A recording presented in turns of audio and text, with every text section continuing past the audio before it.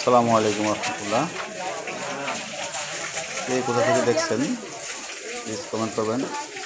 আজকে একটি মসজিদে নামাজ পড়তে আসলাম, জোহরের নামাজ। তো তখন সময় ছিল জোহরের। তো এই মসজিদে আসার পরে দেখলাম পাশে একটা হাই স্কুল আছে। তো টিফিনের টাইম, এই টিফিনের টাইমে দেখলাম এই ছাত্ররা এখানে নামাজ পড়ার জন্য আসছে।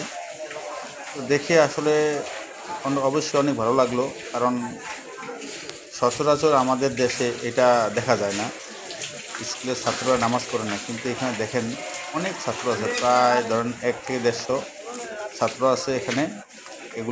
এই যে এই ছাত্রগুলো আছে বাহিরে, ভিতরে অনেকে উজু করে তারা সুন্নত নামাজ আদায় করতেছে।